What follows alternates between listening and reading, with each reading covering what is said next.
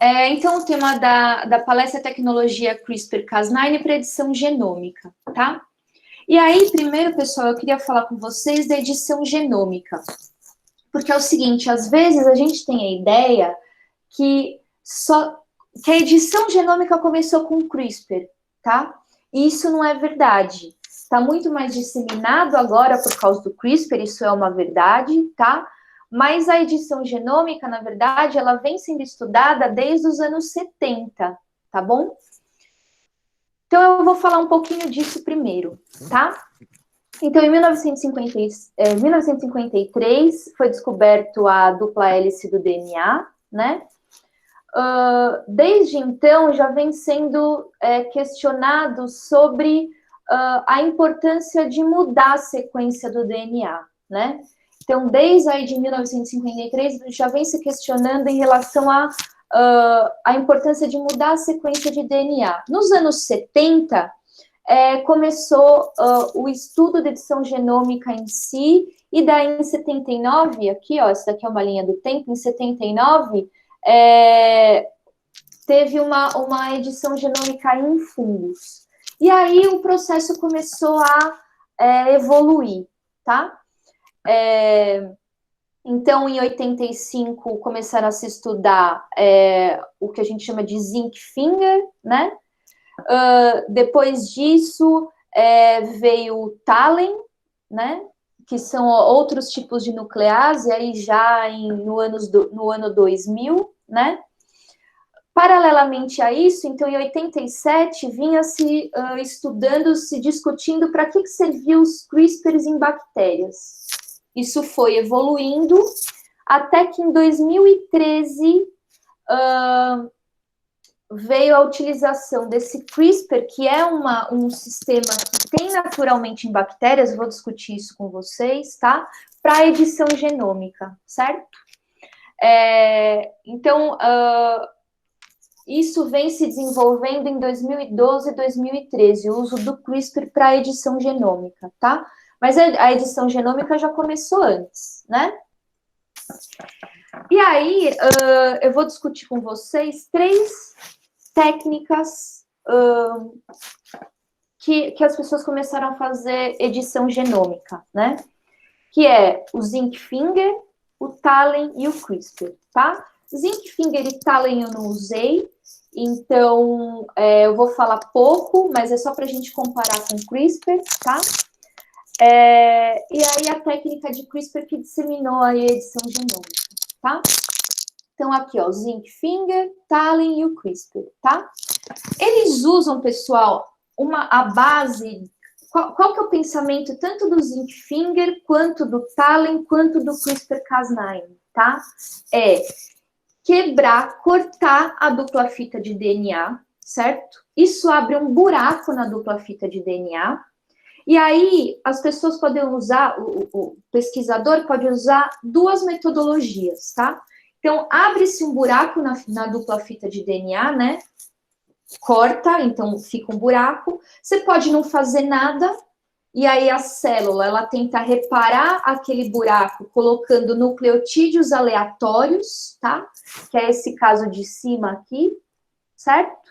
Ou então você pode abrir um buraco e colocar a fita de DNA que você quiser nesse buraco aberto, que é esse segundo caso, tá? Então, a edição genômica, tanto pela técnica de zinc finger, quanto TALEN, quanto CRISPR, usam esses 2 pensamentos. Ou eu corto, abro um buraco e não ponho nada, deixo a própria célula reparar esse dano, tá? Ou então eu dou um DNA que vai entrar nesse buraco, tá? E aí eu faço uma modificação que eu sei o que eu estou colocando naquele buraco, tá? Cada uma dessas técnicas tem uma aplicação, tem um sentido de se usar. Eu vou falar isso com vocês mais para frente, tá? Então, ok.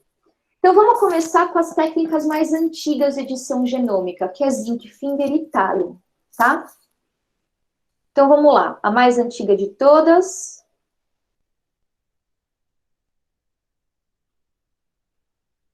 Opa. Vocês estão me escutando? Sim, sem problemas. É que travou aqui, eu não estou conseguindo mexer no meu slide. Tudo bem, a gente te escuta por enquanto. Tá, então vamos lá. O que é o zinc finger, tá? É uma proteína que corta o DNA. E ele corta o DNA onde? Pelo reconhecimento dessa proteína, a sequência de DNA, tá? Então, o zinc finger, ele é um conjunto de proteínas, na verdade, um conjunto de domínios proteicos, tá? Que interage com o DNA e a própria proteína reconhece a sequência de DNA, certo? O zinc finger, ele tem uma estrutura secundária, tá? Então, ele tem o reconhecimento dos nucleotídeos, da onde ele vai cortar, está relacionado com a estrutura secundária dessa proteína, certo? O que significa isso? Se eu quiser uma sequência diferente para ele cortar, tá? Eu preciso alterar a estrutura secundária da proteína. Então, tem que ter aí uma engenharia proteica para cortar a região que eu quero. Fazendo com que essa técnica de zinc finger não seja a coisa mais fácil do mundo, certo?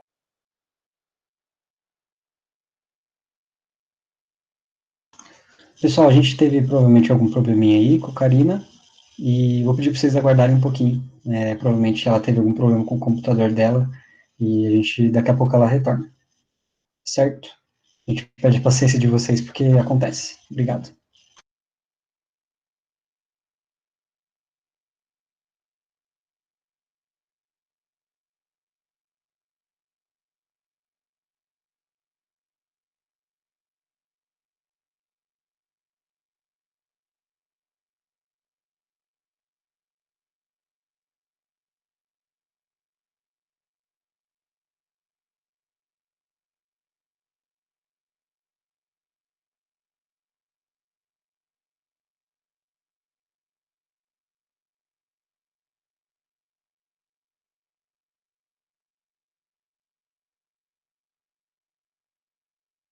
Ô Lucas, precisa ver quando ela retornar, se não é por conta da gravação, né? Como ela tinha falado. Se a gente vê que isso se repete, a gente pensa num plano B. Pode deixar, Pro, a gente pode pensar, e se acontecer de novo, a gente para a gravação. Mas aí a gente espera que não aconteça, a gente fica na torcida aí. Isso. Eu acho que não, Cá, porque quando ele soltou a gravação, ela já estava geralmente expulsa, né? Ou tira o aluno, quem tiver, na hora que a gente põe para gravar, né? Eu escrevi aqui para ela, vamos ver. Eu acho que foi mais a queda da conexão, não foi nem a expulsão pela gravação, né? Eu também Eu acho acho. que foi alguma coisa do computador que travou e aí caiu a conexão mesmo. Acontece, vai. Quem nunca tomou um tombo? Quem nunca nessa semana aqui foram vários. Tô até roxa, acho. Carlão tanto caiu que quebrou o computador. Então, ó o Carlão aí. E também tem aquelas que a gente fica falando meia hora e nem percebe que tá fora das... Vai ver que ela tá falando sozinha, coitada. Também acontece, né? É verdade? Também.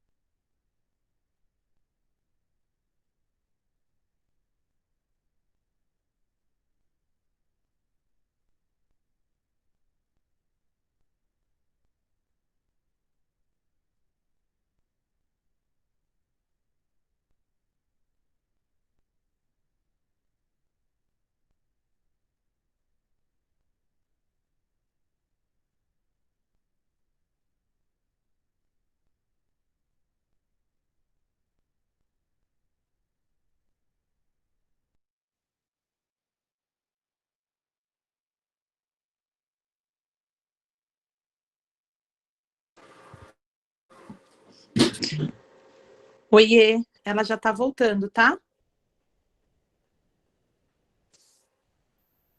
Ai, que bom, tá. Eu liguei para ela, tá? Por isso até que eu caí. Então eu liguei, ela não tinha percebido que tinha caído. Ela tá voltando. Tá Tá bom. reiniciando lá para voltar, tá? Tá, obrigada, tá. Obrigado, Pro. A gente fica esperando aqui. Imagina, ela tá reconectando.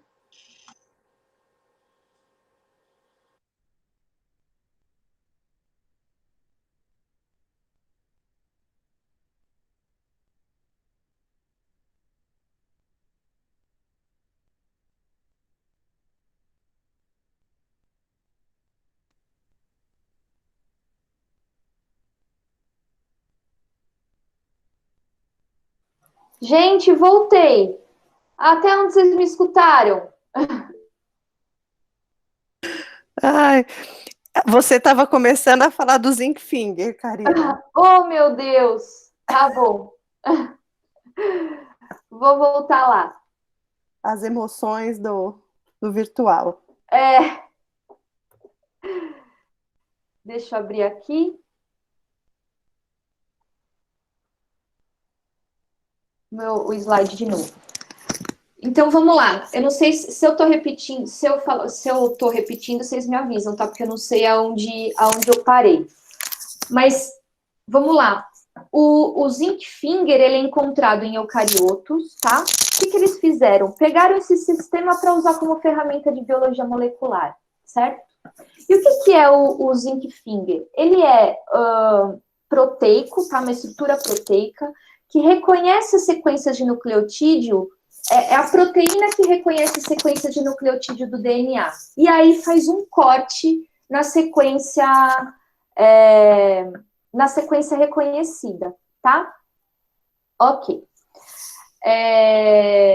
Não tô colocando ainda, só tô falando. Ah, tá bom. Não tá em apresentação, só tô falando. Tá bom. Tá?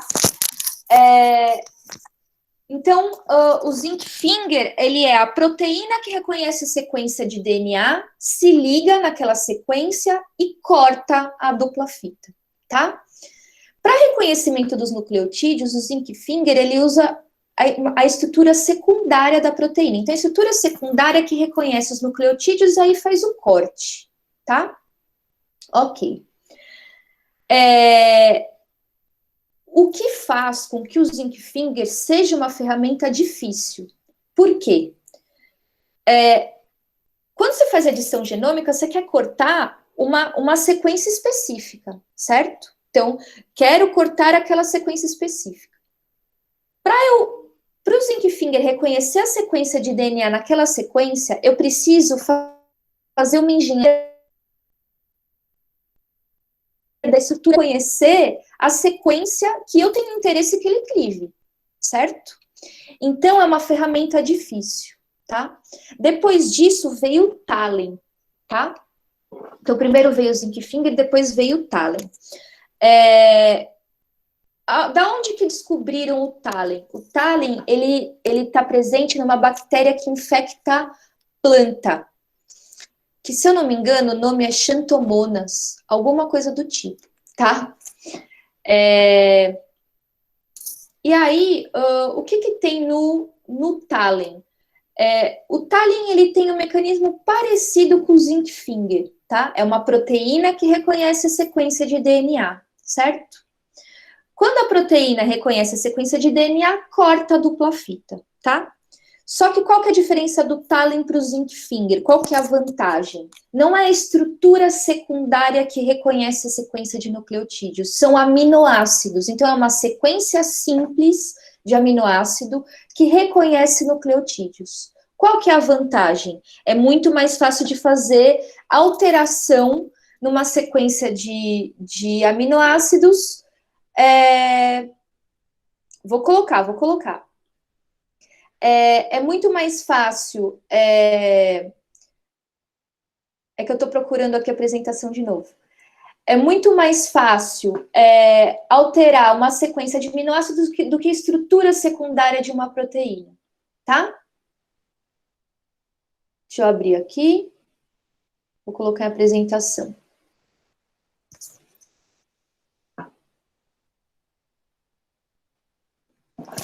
Ok.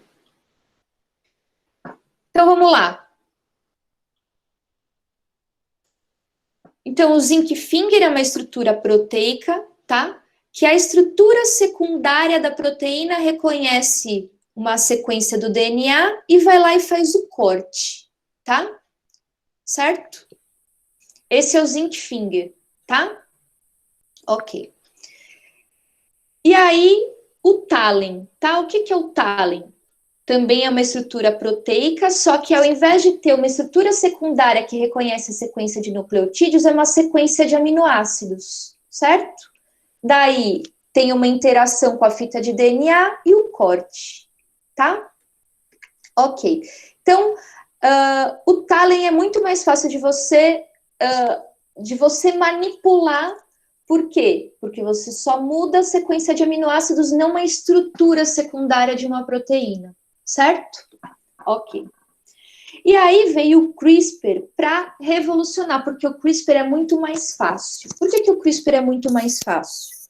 Ao invés de eu precisar alterar a proteína para direcionar o corte do DNA, o CRISPR eu altero a molécula de RNA. Como assim? CRISPR-Cas9 é um complexo proteico-RNA, tá? Então, é um complexo de proteína e RNA, certo?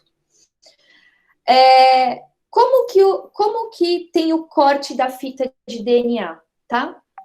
O RNA pareia, tá? O RNA pareia com a sequência de DNA que eu quero cortar, certo? E a proteína vai lá e corta, tá? Então, ao invés de eu ter que alterar a estrutura proteica de alguma coisa, eu altero o RNA que está conjugado à proteína, o que é muito mais fácil, tá? Por isso que o CRISPR-Cas9 é uma vantagem aí na edição genômica, tá? E qual que é o princípio da edição genômica, tanto com zinc finger, TALEN ou CRISPR, tá? Por que o objetivo é cortar a fita de DNA, certo? Para eu fazer edição genômica. Por causa de dois mecanismos que as células têm, tá? Quando eu corto a fita de DNA, quando eu faço um buraco na fita de DNA, tá? E eu faço um buraco e não faço mais nada, a célula fica muito louca e tenta reparar aquele buraco, colocando nucleotídeos aleatórios, tá? O que acontece com isso? Acaba com o gene, certo? Porque eu estou colocando nucleotídeos aleatórios, ou então estou simplesmente deletando nucleotídeos para juntar as duplas fitas, tá? Ou tem inserção, ou eu adiciono nucleotídeos aleatórios, tá? Ou simplesmente a dupla fita se une com aquele pedaço deletado, tá? Isso se pega um exon, né? Se pega a parte codificante aí do DNA, acaba com o gene, certo? E ele não consegue mais produzir uma proteína útil. A gente faz o que a gente chama de knockout, tá? Aquele gene não vai mais funcionar, certo? Ou então, quando eu corto a fita de DNA, eu posso inserir o DNA que eu quero. E aí eu posso adicionar um gene, ou eu posso alterar a sequência de nucleotídeos daquele gene. É isso que a edição genômica quer fazer, tá? Para isso, eu preciso abrir um buraco. Antigamente se usava o zinc finger, depois o TALEN e agora o CRISPR, que é muito mais fácil de eu direcionar o corte, certo? Ok. Esse daqui é um esqueminha, ó, do zinc finger, TALEN e o CRISPR. Todos com o mesmo objetivo. A diferença é a facilidade dos mecanismos, tá? Então, o zinc finger é difícil, tá? E é reconhecimento proteína DNA. O TALEN é um pouquinho mais fácil, reconhecimento proteína DNA também. E o CRISPR-Cas9, que é muito mais fácil do que os outros métodos, e o reconhecimento, isso é, o direcionamento do corte, é por interação RNA-DNA, certo? Tudo bem? Tudo bem até aí, pessoal? Alguma dúvida? Agora, isso é só a introduçãozinha, eu vou falar do mecanismo ainda do CRISPR, tá? Tá tudo certo por enquanto. Ok. Então, duas pesquisadoras, tá, descobriram esse CRISPR-Cas9 para edição genômica. Não é que elas descobriram o sistema CRISPR, elas descobriram como usar o CRISPR para edição genômica, tá? Quem fez isso foram duas pesquisadoras, essa Doudna e a Charpentier, tá? Ganharam vários prêmios já por isso, certo? Não ganharam Nobel ainda. Um dia vão ganhar. Porque o CRISPR, ele revolucionou a biologia molecular, tá, pessoal? Revolucionou a biologia molecular. Muitos laboratórios estão usando técnica de CRISPR, tá? Coisas da edição genômica, de você fazer o knockout, que eu falei para vocês, ou de você inserir genes, que era muito difícil, era feito só por lugares especializados, hoje em dia está muito mais fácil de se fazer por causa dessa técnica, tá? Ok.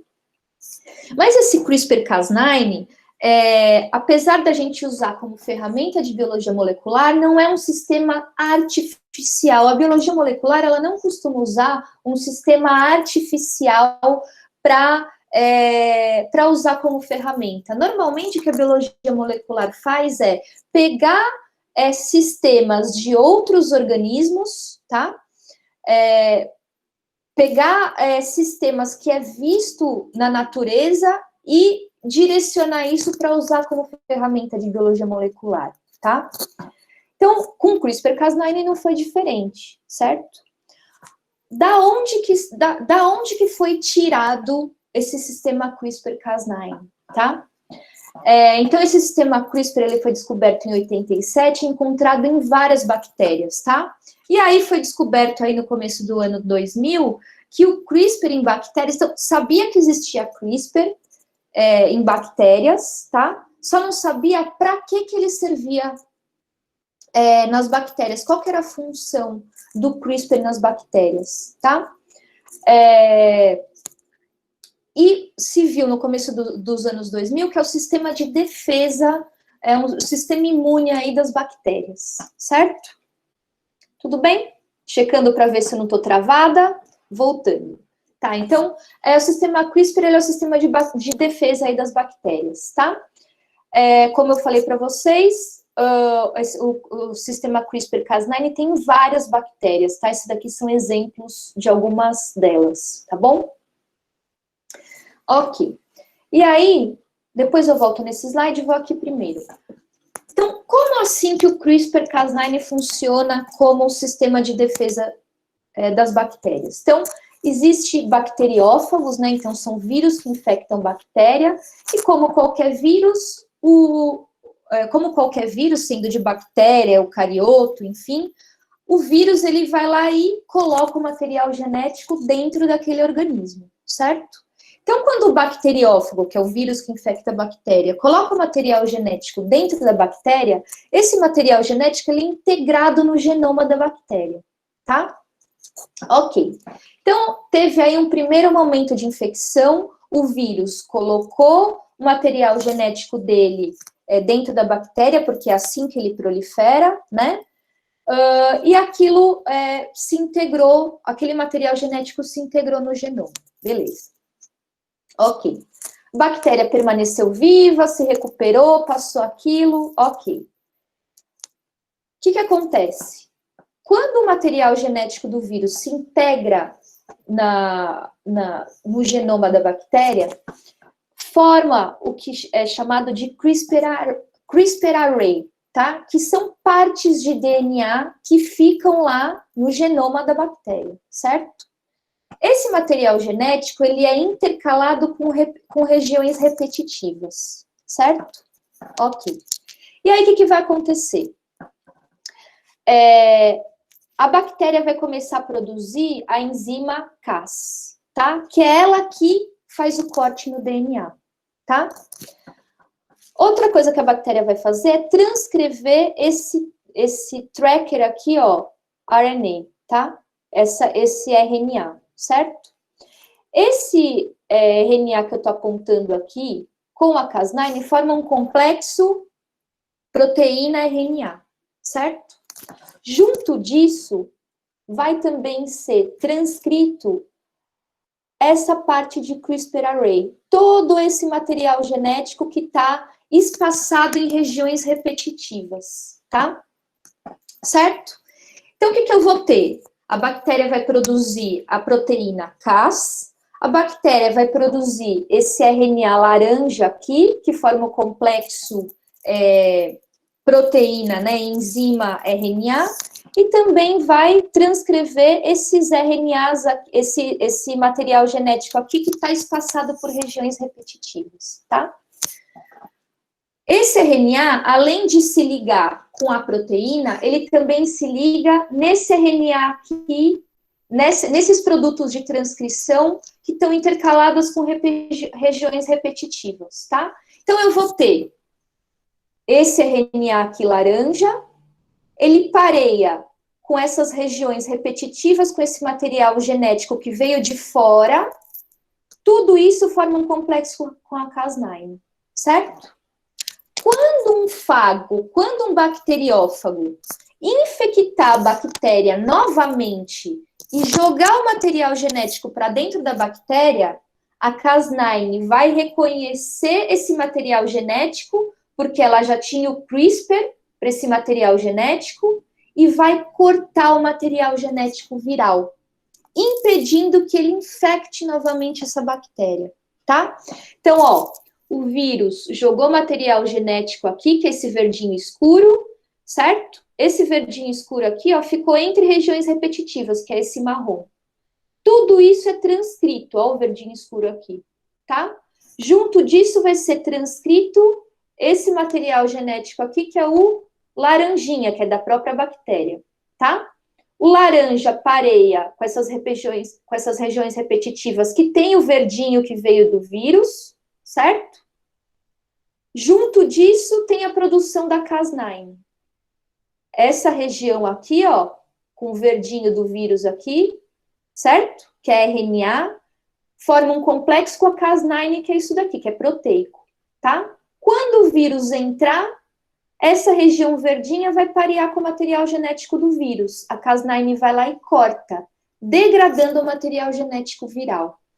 Isso que é para isso que serve esse sistema CRISPR-Cas9, tá? Para servir como defesa da bactéria, certo? Porém, se vocês pensarem, esse sistema faz uma coisa muito interessante, que é, usando uma molécula de RNA, direcionar o corte da dupla fita de DNA por uma proteína. Então, a proteína, ela cliva aonde a RNA parear.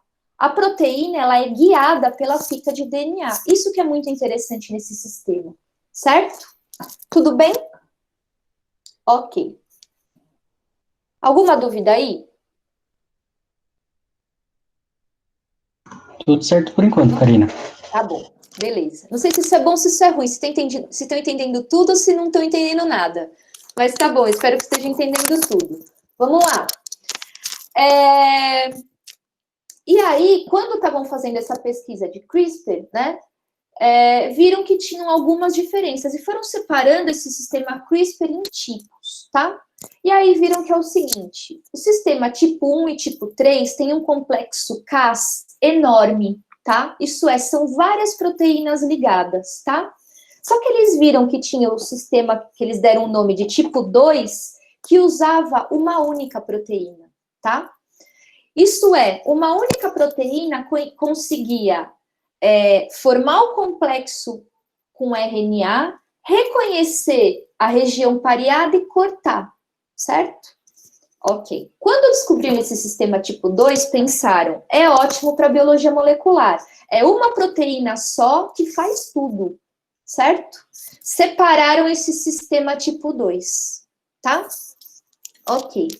E além disso, esse sistema tipo 2, ele tem capacidade de quebrar as duas fitas de DNA. Ele não quebra uma fita só, ele tem capacidade de quebrar as duas fitas de DNA, tá? O domínio, esse domínio RUV, quebra uma das fitas. Qual fita? A fita que não está pareada ao RNA. E o domínio HNH quebra outra fita. Qual fita? A fita que está pareada com RNA, tá? Então, esse sistema CRISPR tipo 2, que tem como proteína Cas9, tá?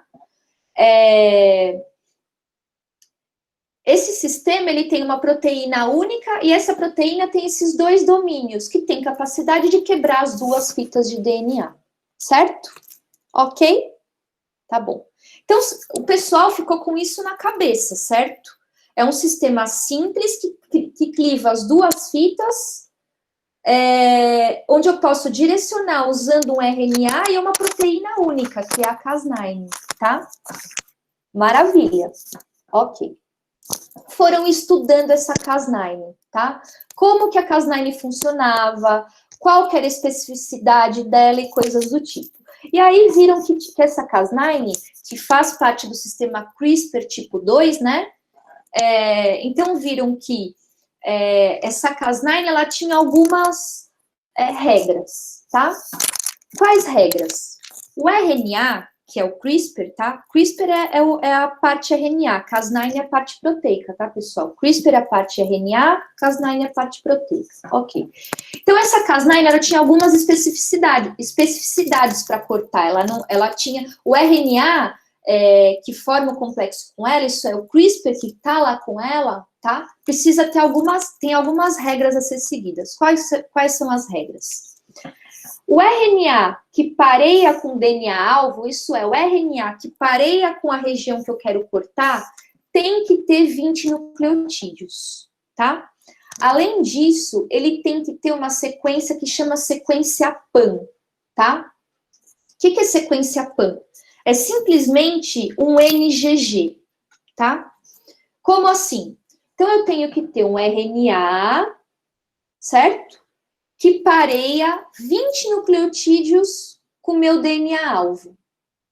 Seguido dessa região, o meu DNA-alvo tem que ter NGG, senão a Cas9 não corta, tá? Tem que ter NGG. Essa sequência a gente chama de sequência PAN, tá? Por que a Cas9 tem essa especificidade de ter que ter um nucleotídeo? Porque o que é NGG, pessoal? N é qualquer nucleotídeo, A, T, C ou G, tá? Nucleotídeo variado, pode ser um A, pode ser um T, pode ser um C, pode ser um G. Mas seguido desse nucleotídeo tem que ter um GG, tá? Tem que ter um nucleotídeo G e outro nucleotídeo G, tá? Por que tem que ter essa sequência PAN? Porque isso é um jeito de, lá na bactéria, ela saber qual que é o DNA dela e qual que é o DNA viral, tá? Porque pensa comigo, eu tenho um RNA, esse RNA pareia com o meu DNA-alvo, a Cas9 vai cortar. E se o RNA parear com o DNA da bactéria sem querer? A Cas9 iria quebrar, né? A sequência PAN confirma se aquele material genético não é da bactéria, tá? Então, faz parte do que eles chamam de reconhecimento self-non-self, tá? Isso é, quando tem NGG, a bactéria tem certeza que aquele material genético não é dela. O que a Cas9 vai fazer? Vai cortar, certo? Então, como que a Cas9 funciona? O RNA tem que parear 20 nucleotídeos com a sequência-alvo. A sequência-alvo tem que ter essa sequência PAN, que é NGG. Aí a Cas9 vai lá e corta dos dois lados, tá? Certo? E o corte é feito sempre no lado, que a gente fala no lado 3', tá? Então, tem o pareamento, depois que passa o pareamento, a Cas9 vai lá e corta, certo? Corta a dupla fita, certo? Beleza? Então, viram que esse sistema tinha essa especificidade e foram atrás disso para usar na biologia molecular, tá? Apesar do CRISPR ser uma coisa fácil, tá? Tinha uma dificuldade. Qual que é a dificuldade? Tem que ter, na bactéria, tá? Originalmente, o CRISPR, ele tem esse RNA em vermelho aqui, que tem esses loops, tá? Ele que é responsável pela interação RNA-proteína, certo? E separado, tinha o RNA que direcionava que direciona para a sequência de DNA-alvo, tá? Então, tem aqui um RNA, certo? que direciona para o DNA-alvo, e o outro RNA que faz o complexo proteína RNA, certo? Esses dois RNAs, eles têm que parear e formar um RNA dupla fita, tá? Para a Cas9 funcionar, certo? E aí, pensaram o seguinte, bom, isso não é a coisa mais fácil do mundo, né? Será que é possível, ao invés de ser dois RNA separados, ser um RNA único mais longo, tá? Viram que era possível. E aí começaram a implementar o CRISPR-Cas9 para edição genômica, porque agora estava um sistema fácil de usar, tá? Viram que o sistema CRISPR tipo 2 tinha uma proteína só, que é a Cas9. Essa proteína é capaz de reconhecer e clivar as duas fitas de DNA, tá? Tem duas regrinhas básicas, que é pareamento de 20 nucleotídeos e a sequência PAN, certo? E não precisa obrigatoriamente ter dois RNAs ligados, tá? Para formar esse complexo proteína-RNA. Eu posso fazer esse RNA ser um RNA único, mais longo, mais único. Agora tá fácil de usar, certo? E aí, esse sistema foi implementado na biologia molecular, certo? Ok. Como que a gente usa hoje esse CRISPR, tá? Primeira coisa, a gente usa o sistema CRISPR. O mais disseminado, eu não tô falando que é o único, mas o que as pessoas usam em maior quantidade é essa SP-Cas9, tá? Que é a Cas9 da Streptococcus pyogenes, tá bom? É o que a gente mais usa hoje em dia, tá? Porque é mais estudado, porque é mais definido, sabem o mecanismo melhor, tá? Então, a gente usa dessa bactéria aqui, a Cas9, tá bom? Tá, e aí como que a gente usa hoje? Então, a gente faz, né, você compra, você faz um RNA com 20 nucleotídeos, específico para o seu DNA-alvo, tá? Junto, aonde o DNA-alvo vai ser quebrado, precisa ter essa sequência PAN, que é NGG, tá? E o corte continua sendo feito do lado 3', certo? A diferença é que agora é um RNA único, ao invés de ser dois transcritos, tá?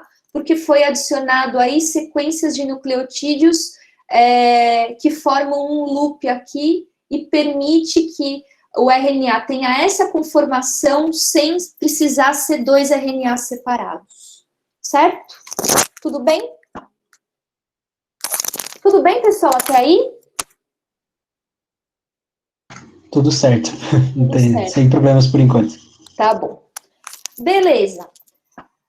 E aí, olhando nesse esqueminha, parece que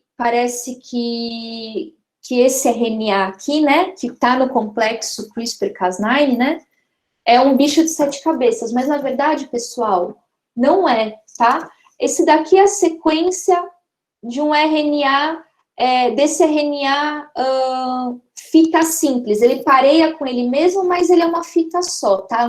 É um transcrito único, certo? Esse transcrito único, que ele é artificial, a gente faz, certo? A gente chama de Single Guide RNA, sgRNA, tá? Single Guide RNA, certo? Então, a única região que ele tem variável é essa região aqui de 20 nucleotídeos, porque é justamente essa região que vai direcionar para o DNA que eu quero quebrar, tá? Toda essa parte aqui, ó, é igual, certo? É essa parte aqui que forma os loops e interage com a proteína para formar o complexo. Essa parte aqui é responsável pelo pareamento com o DNA-alvo, tá? São 20 nucleotídeos que pareiam com o DNA-alvo, mas o mais importante mesmo são esses 10, 12 nucleotídeos finais, tá bom? Certo? Então, esse esqueminha aqui, verde, esse verde aqui, preto, vermelho, é essa sequência de nucleotídeos aqui, que é o sgRNA, tá bom? Ok. Então, esse daqui já é a ferramenta de biologia molecular, tá? Então, o que a gente faz? Eu vou falar para vocês como que a gente coloca isso na célula, tá? Mas isso está lá na célula, proteína Cas9, certo? E a parte CRISPR, que é a parte RNA, né? Que tem que é formado por essa single guide RNA, tá? Então, a gente joga isso na célula, certo? Essa parte de loop serve para interação, serve para formar o complexo proteína-RNA, né? Então, serve só para interação da proteína com a RNA. Esses 20 nucleotídeos é que direcionam a Cas9, certo? Esses 20 nucleotídeos reconheceram o DNA-alvo, o DNA-alvo tem a sequência PAN, a Cas9 vai lá e corta os dois lados. Faz o que a gente chama de corte cego, né? Porque não tem nenhuma pontinha aqui, forma um buraco, certo? O corte é sempre 3 nucleotídeos antes da sequência PAN, tá? Esse é o mais comum, certo? Ok. No nosso genoma tem sequência PAN? Tem, tá? Ah, mas eu quero fazer um CRISPR para determinado gene. Você tem que achar uma sequência de 20 nucleotídeos que seja específico para aquele gene e seguido de NGG, tá? Senão Cas9 não vai funcionar, certo? Ok, quebrou, formou um buraco. O que vai acontecer? Vou colocar aqui. O que vai acontecer? Se eu não fizer mais nada, a célula vai ficar loucona e vai ou juntar as duas fitas, tá? Só que, pessoal, pensa bem, se eu fiz um corte, eu tirei nucleotídeo, tá? Se eu tirei nucleotídeo, eu fiz uma deleção, certo? A célula, ela vai tentar reparar o buraco, só que ela não tem molde para saber se aquilo tá certo, tá? Então, o que ela vai fazer? Ou ela vai colocar nucleotídeos aleatórios, certo? Ou ela vai simplesmente juntar o buraco, certo? Só que nessa teve deleção de nucleotídeos, isso é, nucleotídeos saíram daquela parte, porque teve um corte, tá? O que vai acontecer com esse gene? Não vai funcionar mais. Eu faço isso quando eu quero fazer um knockout, não quero que aquele gene funcione mais, tá? Outra coisa que eles estão fazendo é direcionar 2 Cas9 com sequências diferentes, mas para o mesmo gene, tá? Então, são 2 Cas9 para regiões diferentes do gene. Essas 2 Cas9, elas vão cortar o gene, só que elas vão cortar uma região bem maior, tá? A célula vai fazer a mesma coisa, vai juntar esse buraco, tá? Vai juntar esse buraco de alguma maneira, ou colocando nucleotídeos aleatórios, ou simplesmente grudando esse buraco. Só que a deleção foi muito maior, tá? Aí você garante muito melhor que aquele gene não vai funcionar, certo? Ou então, você dá um DNA para a célula junto com o sistema CRISPR-Cas9. Quando a célula perceber que o DNA que você deu é parecido com o DNA que está lesado, que foi cortado, tá? A célula vai pegar esse DNA que você deu e vai usar como molde para reparar o buraco. Nessa, você coloca a sequência de DNA que você quer nesse buraco. Só que para isso você tem que dar um molde, certo? Tudo bem? Tudo bem, pessoal? Isso é CRISPR-Cas9. É isso. Esse é o pensamento de CRISPR-Cas9. O que eu vou falar daqui para frente é a técnica e a aplicação. Mas o pensamento do CRISPR-Cas9 é esse, certo? Tudo bem? Acharam melhor ou pior do que vocês imaginavam? Não? Ninguém quer falar nada? Acho que tá tranquilo. Eu pelo menos já tinha ouvido falar um pouquinho. É uma técnica tranquila. Tranquila, é? Sim, exato, não tem muito segredo. Ok, então vamos lá. Existem vários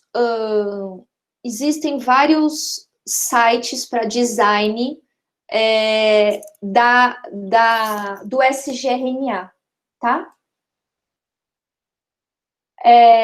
Existem vários sites que eles ajudam os pesquisadores a fazerem o design, isso é, para selecionarem uma sequência de nucleotídeos para servir como guia para o DNA-alvo, tá? Esse daqui é um exemplo deles, tá? Então, você coloca o gene de interesse, ele vai dar vários nucleotídeos que pareiam com o gene, tá? E a Cas9 vai funcionar com essa sequência que ele está falando, certo? Para garantir que a Cas9 vai funcionar, eu coloco dentro do guia, tá? Então, eu faço design, certo? Eu projeto a sequência para, no final da sequência, ter a sequência PAN, ter o NGG. Porque dessa maneira, eu garanto que a Cas9 vai funcionar. Então, vou voltar aqui na apresentação, ó. Eu peguei e coloquei o gene lá, P53. Ele me deu uma sequência de nucleotídeos, ó. Essa sequência vai servir como guia, porque ela é específica para o gene P53, certo? E na própria sequência guia, ele coloca NGG, certo? Ok. Então, ele está falando o seguinte, ó. Na sua sequência guia, você coloca já a sequência PAN. Porque desse jeito você garante que na região pareada vai ter a sequência PAN e a Cas9 vai funcionar, certo? Existem vários sites que fazem isso, tá?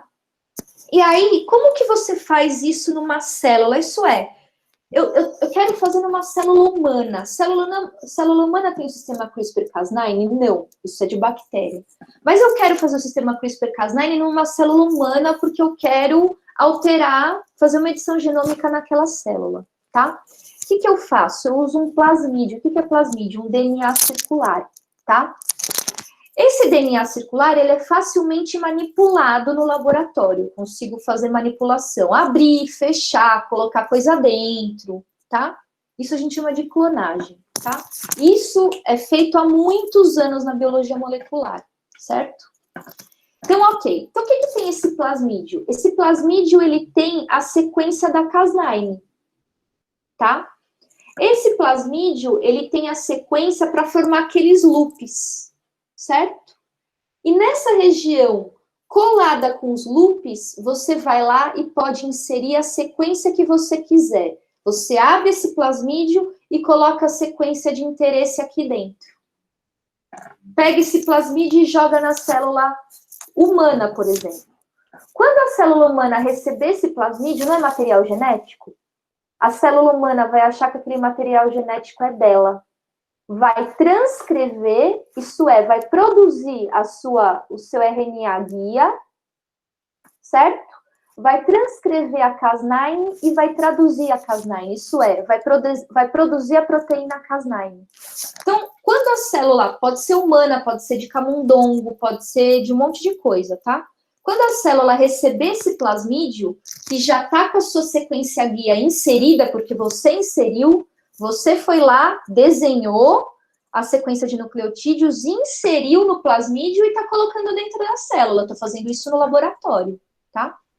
Quando se insere, a célula acha que aquele material genético é dela, transcreve esse material genético, isso é, produz RNA desse material genético, desse DNA circular, e traduz a Cas9, produz uma proteína.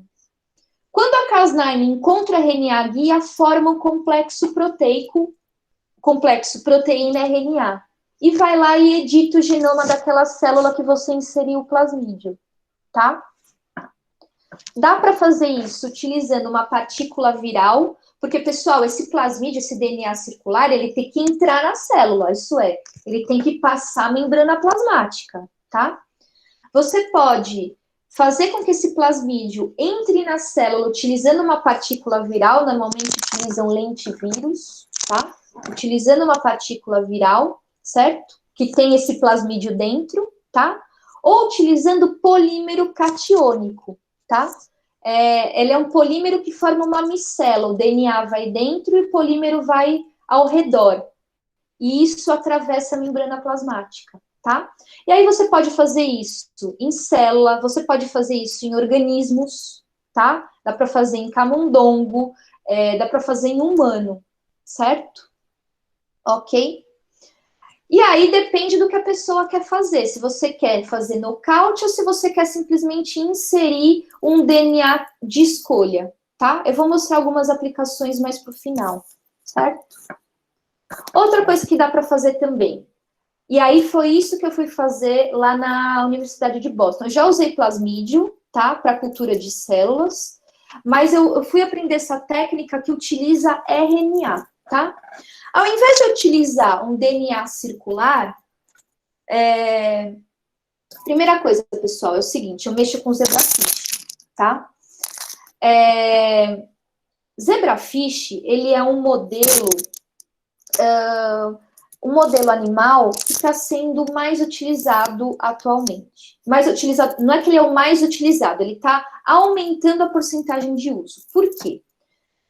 Primeiro, quando você usa camundongo e rato, eu não vou discutir a questão animal, porque assim, algumas coisas na pesquisa tem que ir para o animal, tá?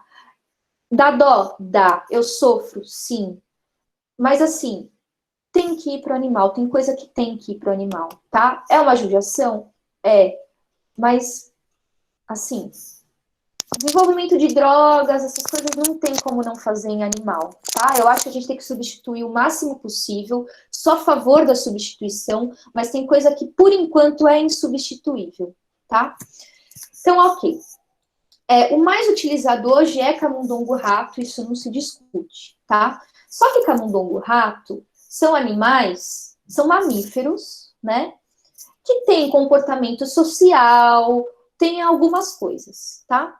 Estão tentando aumentar hoje o uso do peixe para diminuir o uso do camundongo. Por quê? Peixe não tem esse lado afetivo, não tem o desenvolvimento tão grande quanto de camundongo, então não tem esse aspecto social, não sofre tanto de estresse, essas coisas, tá?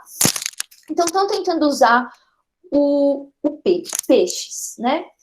Principalmente peixes em estágio de desenvolvimento embrionário cedo, porque aí ele não está tão desenvolvido, o sistema nervoso central não está desenvolvido, o bichinho sofre menos e assim por diante, tá? O zebrafish, ele está aumentando o uso no mundo, tá?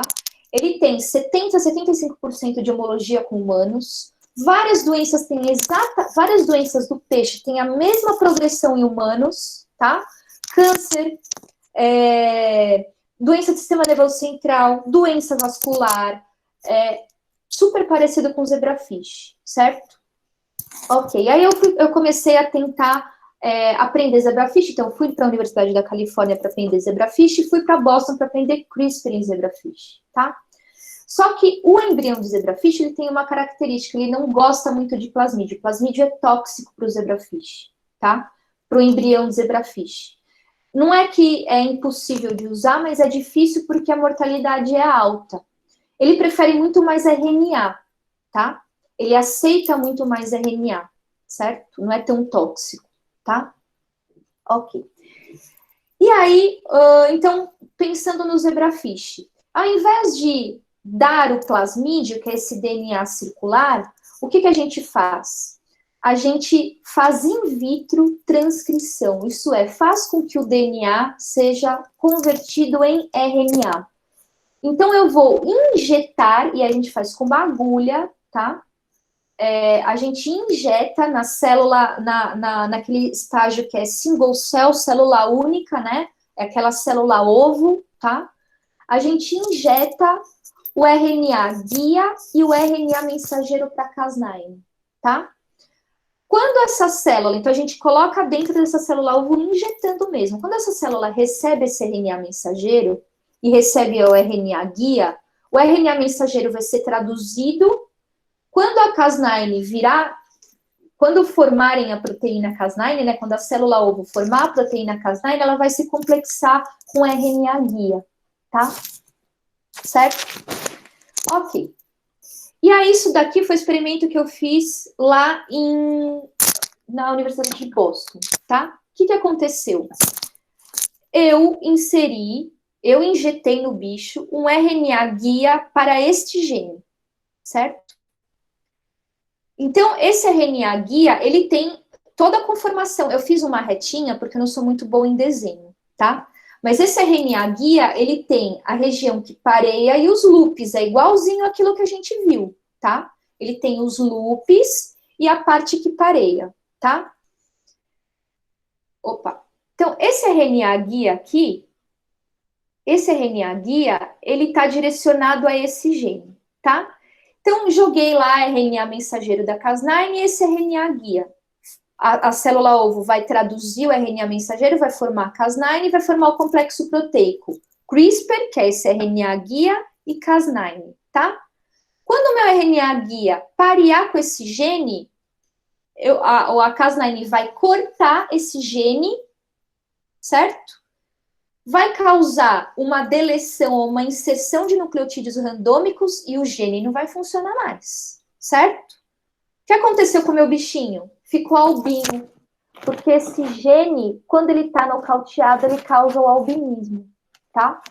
Então, esse é o embrião do zebrafish. Com 2, 3 dias, esse é o controle, o B é o controle, o A é o animal albino, tá?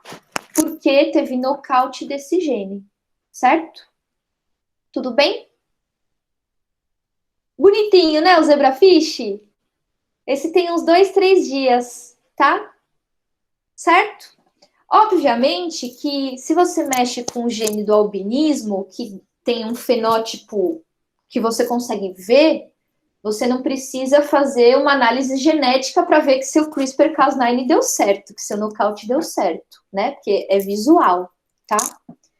Mas se é um gene que não causa uma mudança visual, daí você tem que fazer análise. Como que faz análise? Por amplificação daquela região, então a gente amplifica aquela região do genoma, tá? In vitro mesmo, faz um PCR, né? Que é a replicação in vitro, né? E depois a gente pega e coloca num gel de eletroforese. O que o gel de eletroforese faz? Separa o material genético por tamanho. E aí eu vejo se tem diferença de tamanho no que eu fiz o nocaute, no que eu fiz a edição genômica e do controle, tá? Você pode fazer assim ou pode fazer sequenciamento daquela região para ver se você conseguiu alterar com a Cas9, com o CRISPR-Cas9 ou não, tá? Então, aqui é exemplo de um CRISPR-Cas9, dá para ver uma diferença bem pequenininha, tá vendo? Obviamente que teria que confirmar por sequenciamento, tá? Mas esse material aqui provavelmente sofreu inserção, porque teve aumento aqui do tamanho do produto de PCR, tá? Então, provavelmente, quando teve o corte, teve adição de nucleotídeos, aí o material genético ficou maior, tá? Do mesmo jeito, tanto a deleção quanto a inserção acaba com o gene não funciona mais, tá? Ou então tem que fazer o sequenciamento aí para... normalmente a gente faz as duas coisas, né? Primeiro faz o PCR e depois o sequenciamento para confirmar, tá bom? E aí a última parte, que é a aplicação, tá? Tem muita aplicação, assim... Se eu fosse falar de todos os estudos que tem com CRISPR-Cas9, não daria conta, tá? Eu foquei nos estudos que estão sendo feitos em humanos já, certo? Porque em cultura de célula em animal tem muito, tá? Foquei no que tem em humano, certo? Ok. Então, para câncer, o que tem para câncer? Tem o estudo clínico fase 1, isso tá no comecinho, foram 3 pacientes só com câncer refratário, tá? Isso não conseguiam mais tratar com nada o câncer, tá? O que eles fizeram? Eles pegaram os linfócitos T desse paciente, tá? Usaram o CRISPR, o sistema CRISPR-Cas9, mas nesse caso não foi para dar um nocaute, nesse caso foi para inserir uma sequência de DNA que eles queriam. Eles quiseram adicionar a gente fala que é um ganho, tá? Então, eles adicionaram sequências de gene para impedir que a célula T sofresse imunossupressão, porque o câncer, às vezes, ele causa imunossupressão. ele diminui a atividade dos linfócitos. Então, esse estudo, ele alterou os linfócitos T para eles não ficarem mais imunossuprimidos e atacarem o câncer, tá? O que foi visto é que não teve nenhuma rejeição, os pacientes não tiveram evento adverso, isso era o principal objetivo do estudo, ver se não tinha algum evento adverso, né? Não viram evento adverso, parece seguro, pelo menos nesses 3 pacientes, e aumentou o infiltrado de células T nos tumores, tá? Desses pacientes. Um que eu achei incrível, assim, isso chamou minha atenção, que é nessas hemoglobinopatias, que é anemia falciforme, talassemia, tá? Anemia falciforme e talassemia, pessoal, diminui muito a qualidade de vida, tá? Porque a pessoa às vezes tem que fazer transfusão, às vezes ela tem dor, tá? Às vezes ela tem problema hepático, problema no baço, então tem alguns problemas que vêm junto com a anemia falciforme e talassemia, tá? Então eles fizeram em alguns pacientes que tinham anemia falciforme grave, talassemia grave, tá? É o estudo clínico fase 1. O que eles fizeram? Eles fizeram aspirado de medula. Não, no caso, eles fizeram aferese, né? Então, eles pegaram célula-tronco desses pacientes, usaram CRISPR-Cas9, porque a anemia falciforme e a talassemia, ela é causada por uma mutação, tá? E é uma mutação conhecida, inclusive, tá? Então, o que eles fizeram? Pegaram as células-tronco, usaram CRISPR-Cas9 para corrigir, então eles cortaram onde tinha mutação e deram um DNA que não tinha mutação. E aí corrigiu aquela parte onde era mutado, tá? Aí o que eles fizeram? Depletaram, né,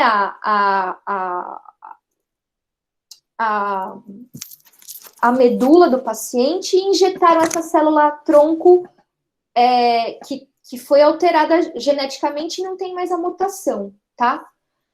Até onde eu vi, pessoal, os pacientes não precisaram mais fazer transfusão de sangue. Eram pacientes que faziam transfusão de 15 em 15 dias. Eles não precisaram mais fazer transfusão de sangue, tá? A pessoa que tem anemia falciforme está dando entrevista e passa bem, certo? Então, assim, e tem uma empresa que é essa CRISPR Therapeutics que está fazendo isso, tá? Foram com poucos pacientes, mas fez e deu certo, e ela tem essa CRISPR Therapeutics, pode entrar no site, é aberto, tá?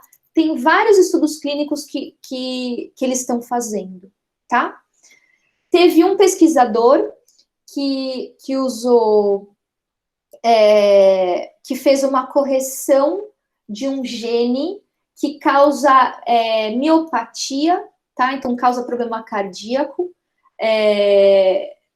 Essa pessoa, ela fez com todo o comitê de ética certinho, tal, conseguiu alterar o gene, isso é, tirar a mutação, e aí depois ela descartou o embrião, porque não pode ter um embrião geneticamente alterado por mais de 40 dias, se eu não me engano, é proibido, tá? Então, esse pesquisador, que é o que tá aqui, ó, ele fez alteração genética no embrião, viu que ele corrigiu a mutação, que está relacionado com essa miopatia, tá? E aí ele descartou o embrião, porque não pode, tá? Diferente desse pesquisador aqui, que é um chinês, tá? Que ele alterou geneticamente alguns bebês, tá? O que ele alterou geneticamente? Ele alterou um receptor que fica na membrana do linfócito, que é necessário para a infecção do HIV, tá? Então, o que ele fez? Ele fez um nocaute desse receptor. Então, esses bebês, eles não vão ter mais esse receptor na membrana do linfócito. Logo, não vão se infectar com HIV, tá? O que ele fez? Ele alterou geneticamente o embrião, fez o nocaute desse gene, tá? Ele não corrigiu a mutação, ele nocauteou, ele deixou esse gene sem função, tá? Ele fez isso no embrião e implantou em mães que estavam fazendo fertilização in vitro, sem avisar para as mães. As mães não sabiam. Foram 2 ou 3 bebês, se eu não me engano, tá? Deu certo, os bebês nasceram, tá? Só que o cara foi sentenciado e está sendo procurado ou vai ser preso ou coisa do tipo, tá? Porque é proibido, não pode fazer isso, tá? Enfim, o cara está procurado. O problema do nocaute desse gene é que esses nenês, eles não vão pegar HIV mesmo, isso é verdade, tá? Em compensação, esse receptor foi visto que ele é importante para o sistema imune, então essas crianças provavelmente elas vão ter imunossupressão, tá? Não sei se ele sabia ou se não sei te dizer. Então, tem algumas coisas que estavam relacionadas a esse receptor que vai diminuir a qualidade de vida dessas crianças, desses 2, 3 bebês, mas eles não vão se infectar com HIV, isso é uma verdade, tá? Mas parece que tá tudo bem, eles passam bem, tá tudo certo. E outra coisa, ele não avisou as mães, né, pessoal? Não tinha comitê de ética, não tinha nada, tá? Isso não pode acontecer, certo? Ok, era isso que eu tinha para falar para vocês. Eu tentei dar um panorama geral, falar o que era CRISPR, qual que é o raciocínio por trás do CRISPR, o que o CRISPR pode fazer. Se alguém tiver alguma dúvida em relação à metodologia, se quiser que detalhe mais, ou alguém que está vivenciando o CRISPR e quer que eu fale da minha experiência, ou coisa do tipo, a gente pode conversar, tá bom? Tem alguma dúvida? Karina, muito obrigado. A palestra foi incrível, o pessoal já está dando um feedback positivo aqui no chat. E para a gente continuar, então, abrir para perguntas, eu vou só avisar o pessoal que eu vou liberar o link para o certificado no chat aqui para vocês. Tá. E eu vou fazer a primeira perguntinha, eu vou pular à frente aqui antes de todo mundo. Sim. Eu queria que você falasse um pouquinho na questão de custo. O que você pode falar disso, porque a gente escuta bastante que custo? É uma técnica... Isso, de custo, que é uma técnica bem barata em relação às demais. Eu queria que você falasse um pouquinho disso. Bem barata, bem barata. Assim, os reagentes de biologia molecular não são baratos, porque barato é uma coisa relativa, né? Reagente de biologia molecular não é a coisa mais barata do mundo, tá? Mas comparando com outras técnicas, é barato, tá? Então, assim, plasmídio, você compra na Edgene, tá? Que é uma organização, você compra esse plasmídio por 50, 100 dólares, e ele dura para sempre, porque você pode colocar numa bactéria e deixar ele replicando. 50, 100 dólares um plasmídio de CRISPR, tá? Para fazer a clonagem, você gasta, sei lá, 300, 400, 500 reais, por exemplo, tá? No final das contas, o que é mais caro é o reagente de transfecção, que é a lipofectamina. Deve custar aí, sei lá, uns 2 ml, 2, 3 mil reais. Mas 2 ml dá para fazer um monte de coisa, tá? Então, comparado com o resto, é barato, tá? Bem barato. Agora, se você faz com RNA, a única coisa que você vai ter de adição é o kit de transcrição in vitro. Em compensação, você não precisa da lipofectamina. Você economiza nisso, tá? Então, é bem barato mesmo. Eu Tá acho. certo. Eu vou ler uma perguntinha aqui, que surgiu agora, da Rebeca. Ela perguntou se para tratar um câncer ou anemia, como o caso dos estudos, quanto tempo demoraria o tratamento? Quantas sessões seriam? E ela pediu desculpa se for uma pergunta besta, mas não é pergunta besta, a gente... ninguém nasce sabendo. Não tem pergunta besta. Tá. Sobre a hemoglobinopatia, né? Sobre a anemia falciforme e a talassemia. Quantas vezes precisa? Uma. Tá? Por quê? Porque você pega a célula-tronco, altera geneticamente, aquela alteração é para sempre, tá? Para sempre.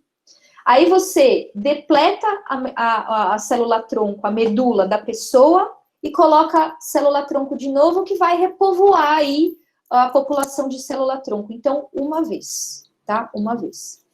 Para câncer, pelo que eu li no artigo, as células, as células T parece que ficaram aí por meses, tá? Obviamente, no caso do câncer, provavelmente você vai ter que fazer uma outra sessão. Por quê? Você vai ter que dar uma reforçada no sistema imune para combater mais, tá? Mas eles durou por meses aquelas células T ativadas, mais do que eles imaginaram, inclusive, tá? E vejam, pessoal, que por enquanto eles estão fazendo técnica de CRISPR com células que você tira do corpo, aí eu manipulo geneticamente no laboratório e devolvo a célula depois. Eles não estão fazendo CRISPR injetando na pessoa. Ainda. Vão fazer? Vão, mas ainda não estão fazendo. Então, com as células T é a mesma coisa. Eles tiram as células T, mudam e depois injetam de novo, tá? Mas da anemia falciforme talassemia foi uma vez só. No câncer, provavelmente vai ter que fazer de novo. Pela própria turnover das células do sistema imune, tá? Tá show. Pessoal, se alguém tiver mais alguma pergunta, é só se manifestar. A Isabela agora perguntou se... Só um minutinho. Se será que é possível realizar para esferocitose hereditária? O quê? Se é possível realizar a técnica para uma doença, pelo jeito, eu acredito que seja uma doença, eu não a conheço, chamada esferocitose hereditária. Eu não conheço também, mas o que eles estão fazendo hoje, até por segurança, é fazer com doenças que é possível tirar a célula, fazer o CRISPR in vitro e devolver a célula para o paciente. Se esse for o caso, atualmente eles estão fazendo essa técnica. Agora, se é uma doença que você não consegue tirar a célula e devolver, o FDA está com um pouquinho de medo de liberar trial, porque você precisa jogar uma partícula viral que vai circular pelo corpo e alterar aquela mutação, entende? É um pouquinho mais drástico. Então, a FDA está segurando um pouco trials que tenham que fazer o CRISPR em vivo mesmo, na pessoa, entendeu? Então, pode ser que isso demore um pouco. Ela comentou aqui que, aparentemente, é um tipo de anemia que, se ela não se engana, seria um engano que modifica a proteína da hemoglobina. Então, provavelmente, porque eles estão fazendo com várias hemoglobinopatias. Então, é uma empresa, ela não falou de tudo que ela está fazendo, mas eles estão fazendo em várias, tá? Além disso, precisa ser uma mutação conhecida, justamente para eles, precisa ser uma mutação de um gene único, tá? E uma mutação conhecida justamente para eles saberem aonde eles têm que corrigir. Por enquanto, eles estão fazendo isso. Logo, logo, eles vão partir para múltiplos genes, tá? Mas, por enquanto, eles estão fazendo com doenças que têm um gene único, uma mutação conhecida, e que possa tirar células do corpo da pessoa e fazer. Se isso se enquadra, provavelmente estão fazendo. Essa empresa, ela não divulgou todos os trials que ela está fazendo, tá? É uma empresa, vai ter que pagar pelo tratamento, tá, pessoal? É pago. Tá certo, a gente tem mais uma aqui. Uhum. A Rebeca perguntou se existem laboratórios no Brasil que realizam estudos ou que até mesmo trabalhem com o CRISPR já. Tem. Muitos. A Unifesp está fazendo, o USP está fazendo muitos, tá? A USP Ribeirão Preto fez aquele sistema, não sei se vocês viram, CAR-T. CAR-T é mais ou menos o que eu falei para vocês. Você alterar a célula de linfócito e jogar na corrente sanguínea para reconhecer o tumor. Eles fizeram isso na USP Ribeirão, utilizando o CRISPR-Cas9, e o paciente melhorou, inclusive. O paciente tinha, acho que, linfoma, era algum tumor de célula circulante. O paciente faleceu por atropelamento. Mas ele estava em remissão do câncer. Isso foi feito na USP Ribeirão. Já tem muitos laboratórios. Uhum. A Biomol lá na Unifesp faz, outros lugares estão fazendo já. Eu acho que foi isso de perguntas, por enquanto. Eu vou comentar um comentário que a professora Karen colocou aqui, referente a um documentário que saiu ano passado na Netflix, sobre seleção artificial. É uma referência à seleção natural, onde eles contam a história de alguns biohackers nos Estados Unidos, e ela comentou como esses biohackers do documentário são meio malucos, porque um deles, eles colocavam seringas de CRISPR, teoricamente eles diziam isso, né, no próprio braço durante congressos, e falavam, não tem perigo nenhum, a gente eu posso fazer em mim mesmo, não tem perigo nenhum. E ele se fazia na frente de todo mundo, publicava, oferecia para as pessoas, e ele vende kits de PCR para as pessoas por todos os Estados Unidos. Gente do céu, não sabia disso. Pelo amor Eu de estava Deus, pensando nisso. Não tem perigo nenhum, porque não funciona. Ele está jogando sabe, sei lá o que tinha naquela seringa, mas até parece que ele vai aplicar assim numa veia periférica, vai chegar na célula-alvo, vai entrar no núcleo, vai editar só aquele gene e ele vai virar o super-homem. Ele fala nesse tom como se fosse muito simples. Qualquer um pode fazer em casa. Não é, não. Assim, o CRISPR, ele é muito mais fácil, mas ele não é tão simples assim também, né? Tem uma série de coisinhas que dão errado e tal. Uma coisa que o FDA tem medo é assim, quando você vai injetar o CRISPR em alguém, você tem que usar o que a gente chama de vetor lentiviral, porque a entrega usando lipofectamina, que são esses polímeros catiônicos, eles não são a mais eficiente do mundo. O vetor lentiviral é muito mais eficaz para entregar material genético. E aí o que aconteceu foi que teve um estudo clínico anos e anos e anos atrás, injetando vetores para tratar doença e tal. E aí as pessoas desenvolveram um tipo de tumor, porque parece que teve recombinação. E é isso que o FDA está com medo, de você injetar uma partícula lentiviral para corrigir uma doença com CRISPR, e isso causar recombinação e a pessoa ter câncer, por exemplo. Então, assim, a pessoa ter coragem de injetar nela, por mais que fosse verdade, é uma coragem bem grande, porque Deus que me livre. Ele é bem um mentiroso, isso. Tem um documentário na Netflix que chama Explicando, e tem sobre edição genômica, tem sobre CRISPR, eu achei bem legal, inclusive porque ele faz um debate ético. Um dos debates éticos, eu vou falar aqui, que é o seguinte, por exemplo, o nanismo, né? Se você chegar ao ponto de você conseguir alterar um embrião, se a política mundial permitir um dia, você alterar um embrião, e aí você pega e altera o gene que causa nanismo. Mas, será que as pessoas que têm nanismo consideram nanismo como doença? Entende? Tem uma barreira do que é doença e do que não é. E aí você entra numa linha de ser preconceituosa com algumas coisas, ou não. E o que é doença?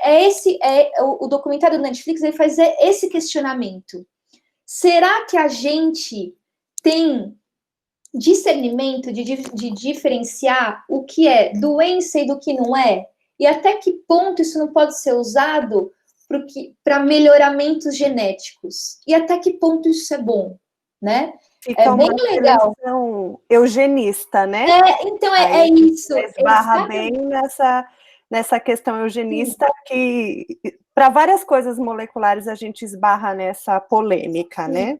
Sim, e a gente acaba pensando às vezes muito no nosso universo, né? Assim, porque eu gostaria de mudar isso, mudar aquilo. Mas será que a pessoa que tem aquilo acha que aquilo deve ser corrigido? Então... E corrigir isso no embrião não dá nem a oportunidade da pessoa dizer se ela queria ter aquilo ou não. Até que ponto isso é prejudicial em si, entendeu? Então, assim, é bem legal esse documentário. É uma série que chama Explicando, e dentro dela tem sobre edição genômica. Bem legal. Eu não conhecia essa série.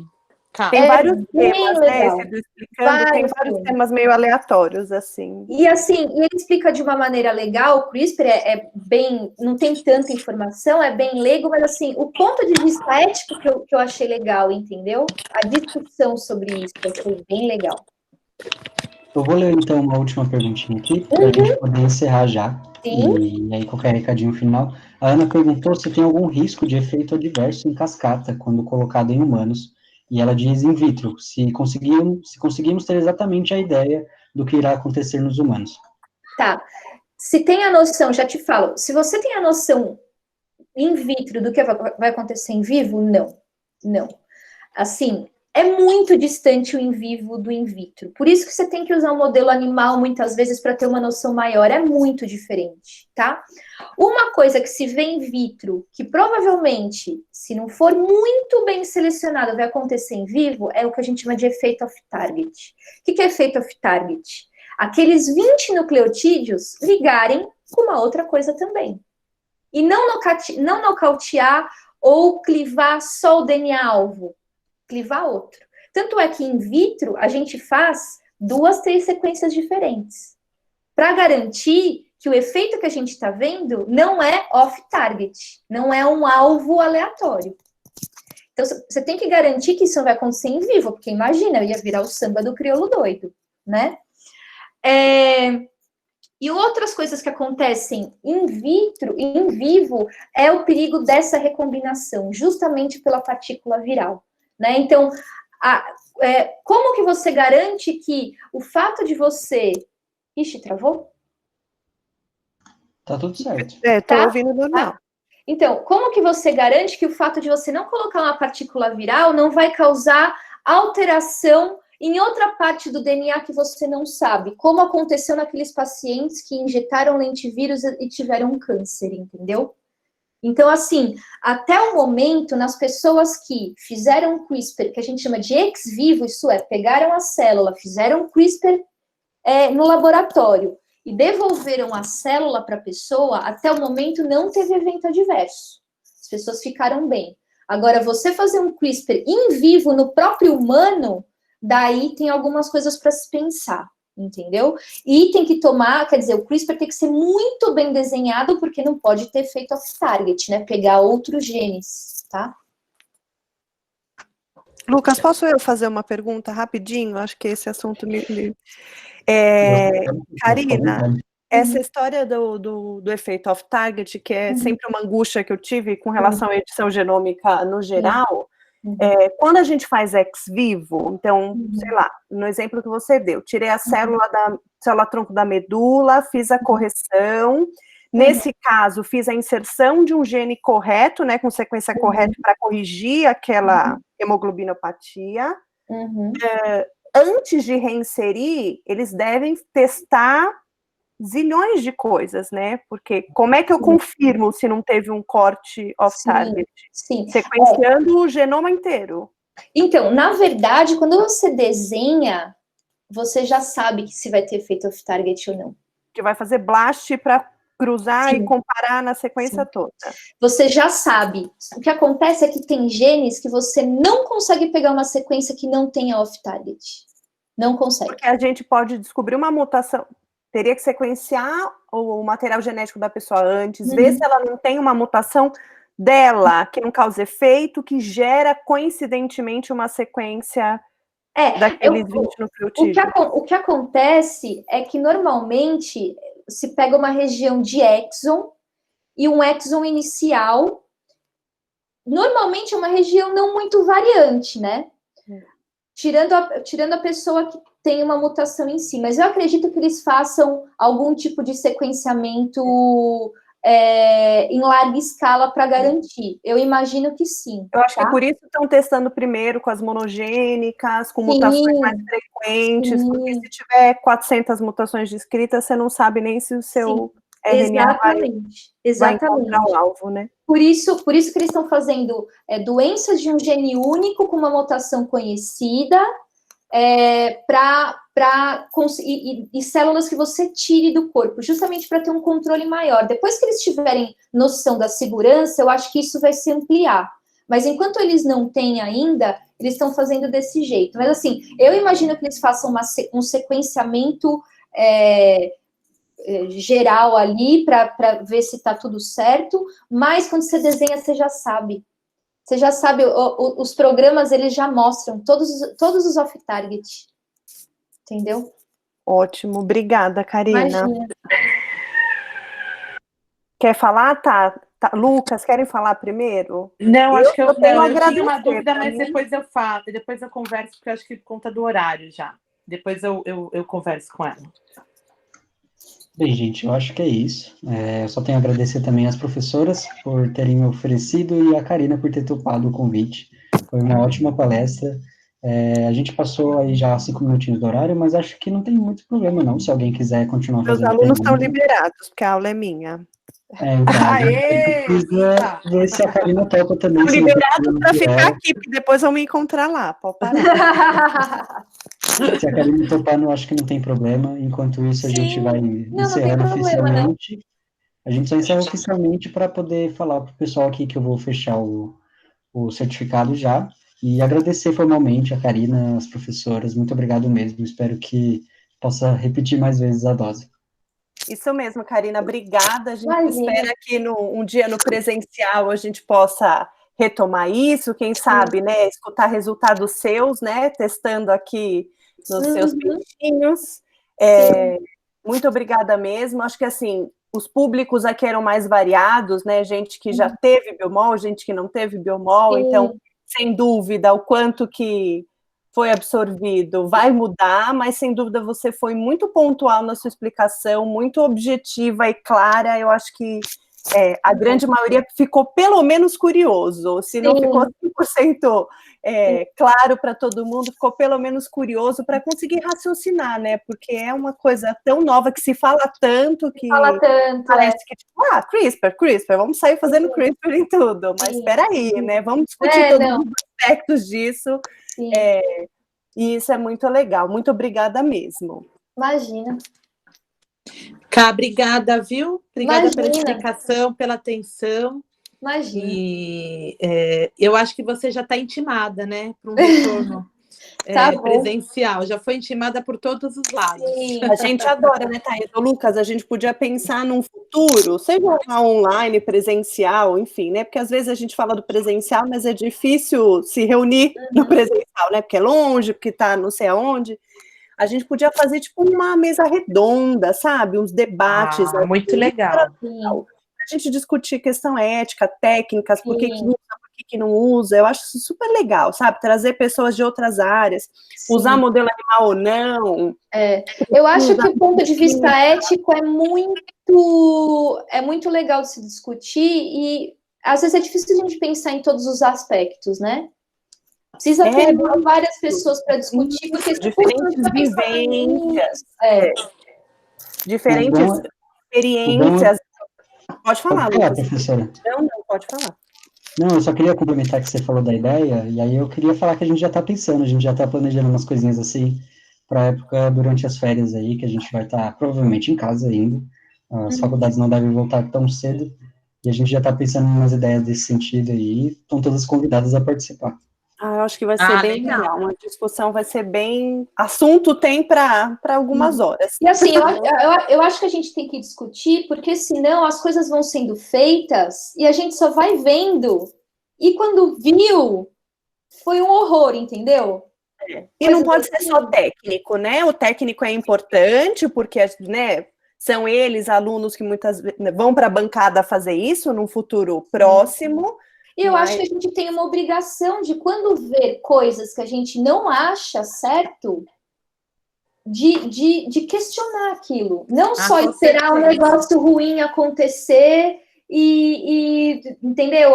Fizeram, sabe? Eu acho que a gente tem que questionar, olha, vale a pena mesmo, né? Para a nossa formação como pessoa, eu acho que eles têm, né, na faculdade uma formação técnica, mas que não se limita à técnica, essas questões éticas, de custo também, isso é uma coisa que eu sempre falo, né? Não adianta, dá para sequenciar, resolve, mas tem dinheiro para isso? Nem sempre. Então, todas as possibilidades, ter todas as visões, todos os... o para quê, o como e o porquê, né? As perguntinhas que tem que sempre ficar, né? Para que a gente está fazendo, como a gente vai fazer e por quê, né? Sim. O porquê que às vezes a gente se perde também. Por que está fazendo isso? Está fazendo desse jeito e não de outro, né? Exato. Isso, perfeito. É isso, meninas, obrigada. Vou ter que entrar lá na minha turma. Eu sei que meu povo está aí ainda alguns, mas eu vou lá continuar a discussão com eles. Muito obrigada, Karina, mais uma vez, viu? Tchau. Boa noite.